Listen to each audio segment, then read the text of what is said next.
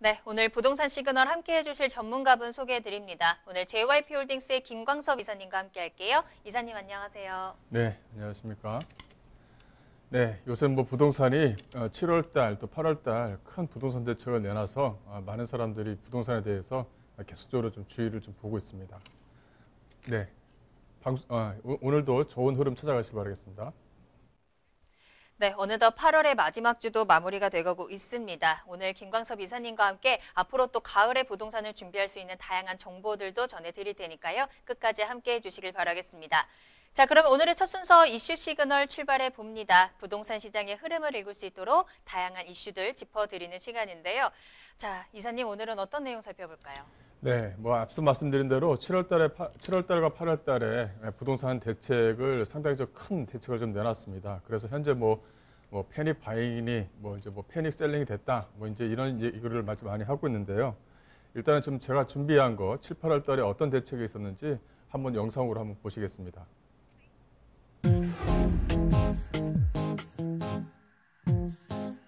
여러분은 8월의 부동산 정책 하면 가장 먼저 무엇이 떠오르시나요?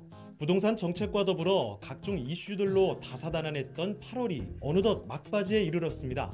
지난 7월 31일에 정부가 임대차 3법을 통과시키면서 부동산 시장에 커다란 변화를 예고했는데요. 그로부터 며칠 뒤 8월 4일에는 파격적인 부동산 공급 대책이 발표됐습니다.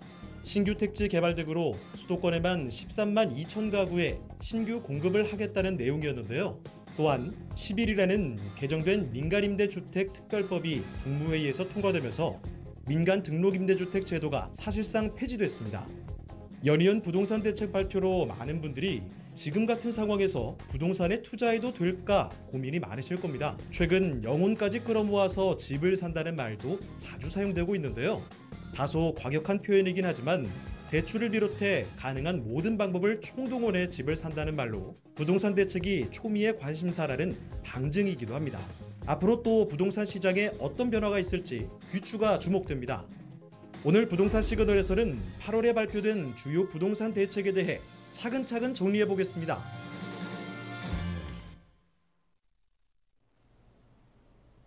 네, 7월 달, 8월 달 해서 부동산에 대한 주요 대책이 좀 나왔습니다.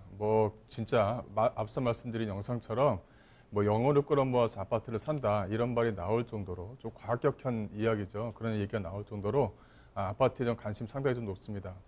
그중에서 가장 아쉬운 것은 뭐냐면 지금 현재 이제 사회 이제 초년생들이라고 소개할 수 있는 또 신혼부부라고 할 수 있는 30대의 위주의 아파트에 대한 구입이 상당히 좀 급격하게 늘어났다는 게 상당히 좀 아쉽습니다.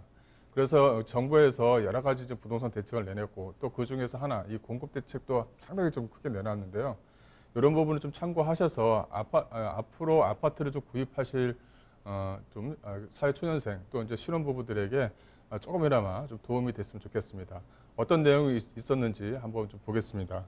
네, 8월 달에 이제 주요 부동산 대책이 있었죠. 그 중에서 가장 중요했던 부분은 한 3가지 정도로 꼽을 수가 있는데 또 그 중에서도 이제 갭 투자라고 소개할 수 있는 임대사업자를 내서 진행하는 부분이 있었죠.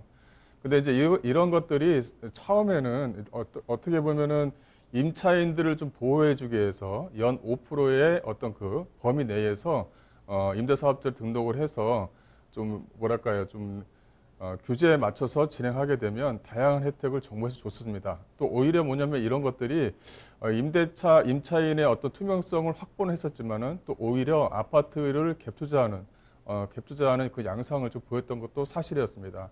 하지만 지금 현재 입장에서는 임대사업자 제도가 아예 없었으면 모를까 임대사업자 등록을 적극적으로 권유를 했다가 또 이렇게 이제 또 폐지 수준에 가까운 것을 또 낸 부분에 대해서는 상당히 좀 아쉽다 이렇게 좀 말씀드릴 수가 있을 것 같은데요. 그렇다고 해서 현재 임대사업자 등록이 이게 완전히 폐지되지는 않았습니다. 어떻게 보면 부동산을 좀 중장기적으로 끌고 가시는 분들한테는 아직까지도 활용할 수 있는 여지는 남아있다. 이렇게 좀 보시면 될 것 같아요.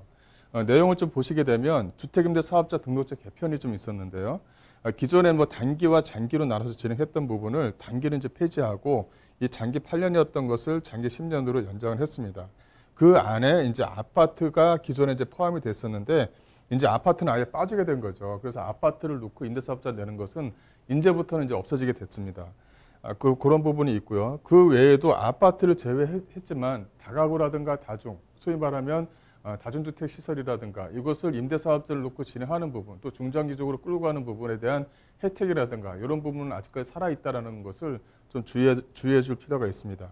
그래서 그 민간임대 특별법 즉시 시행이 됐고 또 여기 안에서 이 단기 4년을 놨었을 때 추후에 4년이 지나서 또 4년을 연장할 수가 있었는데 그러한 제도도 좀 없어졌다는 것도 좀 내용이 좀 들어가 있고요.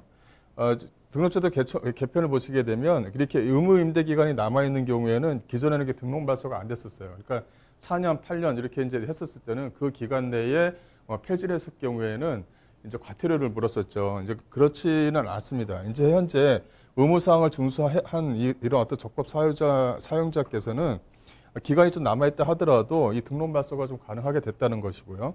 또 의무 임대 기간이 만기 후에는 자의에 의해서 내가 스스로 임대사업자를 내가 폐기하지 않는 한 그냥 그대로 쭉 갔었습니다. 하지만 이 의무 임대 기간이 이제 만기가 되면 자동적으로 이제 말소가 되도록 그렇게 제도를 좀 바뀌었다는 거, 요 정도 내용을 좀 보시면 될 것 같고요.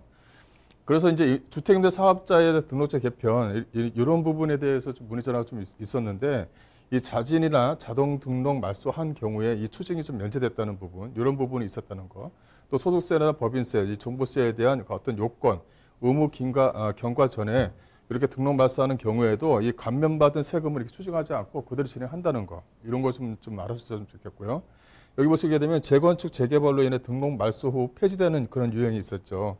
이런 어떤 불가능한 경우에도 이런 어떤 중부세 등 이런 어떤 세금에 대한 경우에도 추징하지 않겠다. 이런 것들이 이제 그 방송이라든가 인터넷상에 잘 안 나타나는 부분이에요. 그래서 좀 오해할 수 있는 부분인데 이렇게 추징하지 않겠다는 내용을 공식적으로 좀 발표를 했습니다.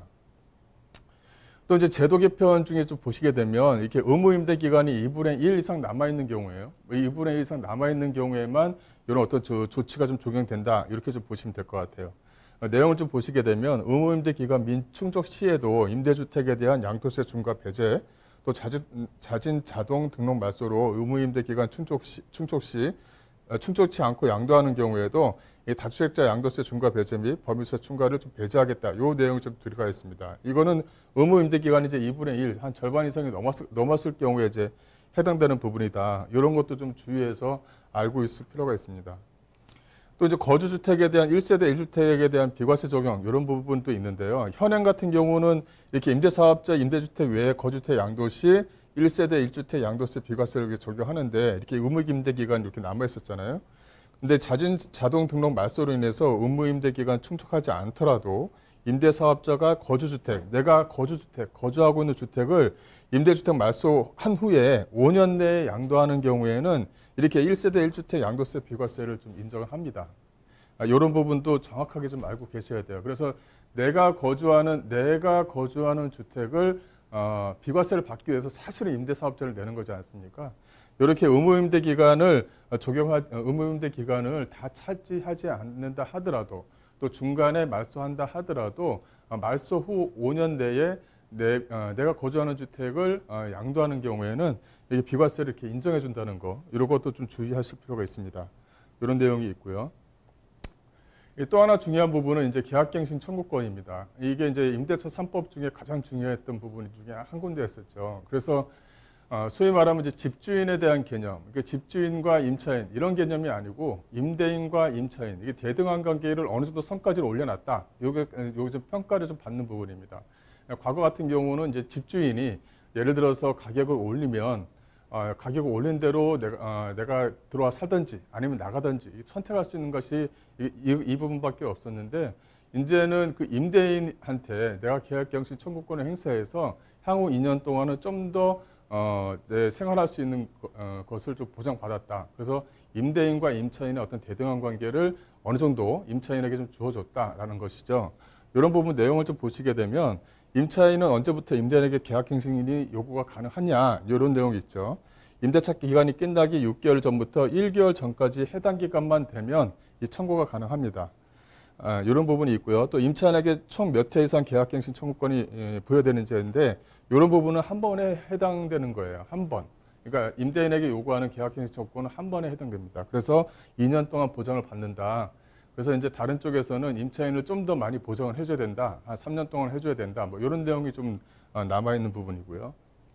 또 하나 좀 보시게 되면 묵시적 갱신으로 행사하는 것으로 보는지 이렇게 되어 있는데 이것도 주의할 필요가 있어요. 자동적으로 이제 뭐 민법상 계약을 보시게 되면 계약갱신, 묵시적 갱신이 자동적으로 요구가 됐었죠. 하지만 계약갱신 청구권을 행사하는 것은 묵시적으로는 그렇게 되지는 않습니다. 내가 계약갱신 청구권을 행사해야지만 되는 거죠. 적극적으로 행사를 해야 된다.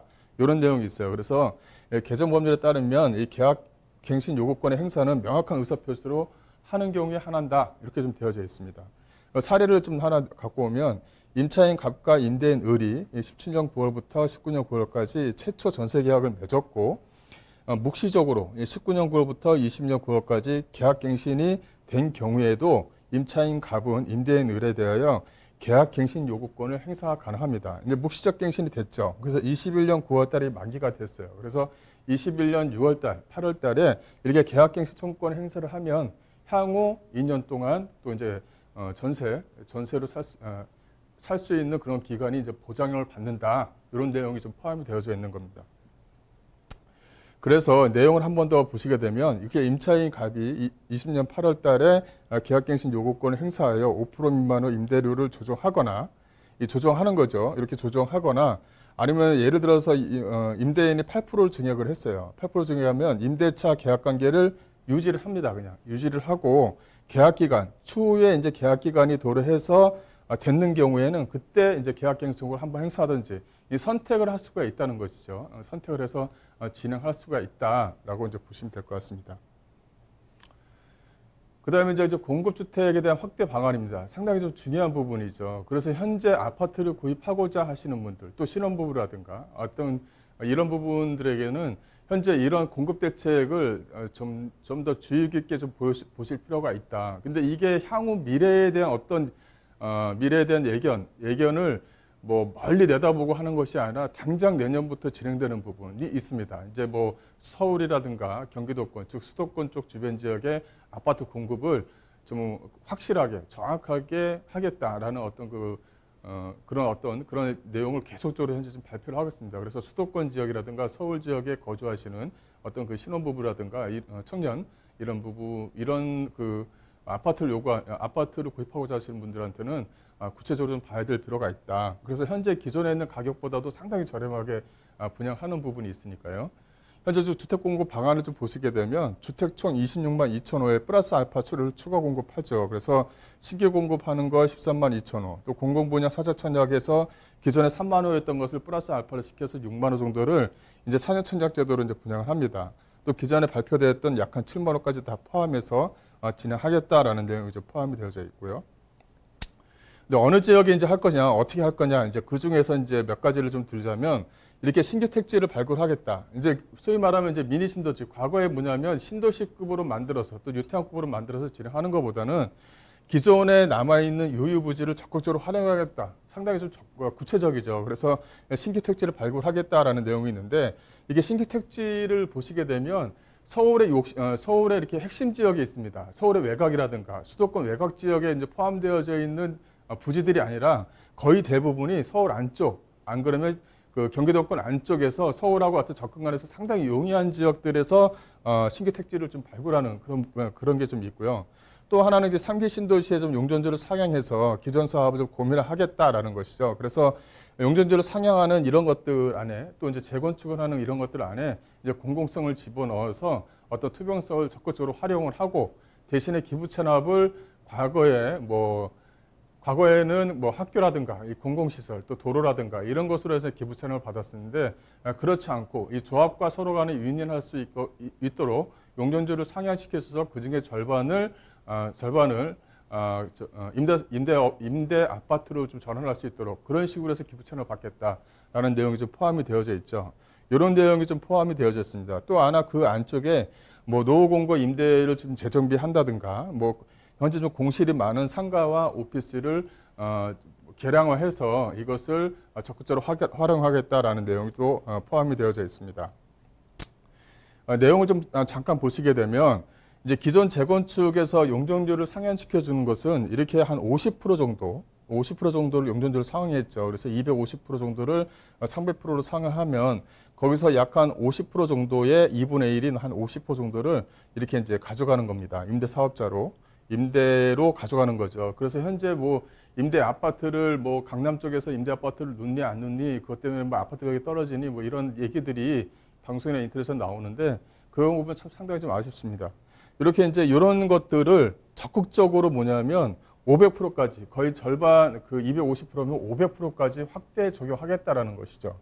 내용을 보게 되면 250% 한해 기부 체납도 기부 체납을 약한 해서 약한 4분의 1 정도, 또 기부 체납에서 분양하는 거에 또 4분의 1 정도 해서 이게 기부 체납에 다 가져가는 것이 아니라 그 중에서 일부를 분양으로 또 전환하기 때문에 조합원들한테 어떤 분담금을 상당히 조금 완화시켜 줄 수가 있는 거죠. 상당히 좀 획기적인 겁니다. 그 다음에 250% 정도는 기존에 있는 것으로 좀 진행을 하고요. 그래서 이 전체적으로 뭐냐면 그 임대 아파트, 이 공공임대 아파트를 기부 체납화 시켜서 조합원과 그 다음에 그 뭐랄까요 서울시 또 이제 경기도 경기 공사라든가 이런 쪽에서 해야 될 부분까지 진행한다는 것이요. 대신에 뭐냐면 공공성이 들어가기 때문에 투명성을 확보하겠다는 것입니다. 현재 뭐 기존의 재건축이라든가 이런 것 재개발을 보게 되면 이게 투명성이 확보가 되지 않아서 뭐 투명성이 확보가 되지 않다 보니까 사업 진행 속도가 상당히 좀 길어졌죠. 이것을 투명성을 적극적으로 활용하게 되면 조합원 입장에서는 상당히 좀 유리한 부분이 있는 거예요. 그만큼 기간이 단축된다는 것이고 현재 뭐 서울 안쪽이라든가 이 수도권 안쪽에 재개발 재건축의 어떤 평균 경과 기간 추진을 만들어서 진행해서 준공때까지 시점을 보게 되면 거의 한 10년에서 15년 정도, 즉 조합원들이 상당히 좀 지쳐버리는 그런 경향들이 상당히 좀 많았었거든요. 이것을 좀 크게 단축시키겠다는 내용입니다. 그렇다면은 현재 조합원 입장에서도 분담금은 분담금대로 내가 낼 분담금을 좀 많이 축소시키고 또 어떻게 보면 기간 자체를 상당히 좀 축소시킬 수 있는 그런 것을 좀 볼 수가 있다. 이렇게 좀 보시면 되고요. 그래서 이게 전체적으로 해서 127만 원으로 좀 공급하겠다. 이게 이제 그 내년 올해부터 진행을 해서 내년부터 이제 2026년 7년도까지 구체적인 플랜이 여기 안에 다 들어가 있는 부분이 있습니다. 또 거기 안에 들어가는 광역출도망이라든가 이런 것과 연결을 시켜서 어떤 서울과의 어떤 그 서울 어떤 중심지하고 중추적인 역할을 쉽게 할 수 있도록 또 빠르게 진행될 수 있도록 확대 적용하겠다라는 내용이 상당히 구체적으로 나와 있는 부분이 있기 때문에 이런 것들을 좀 적극적으로 연구하시고 활용하셔서 아파트 구입하는데 좀 도움이 좀 됐으면 좋겠습니다.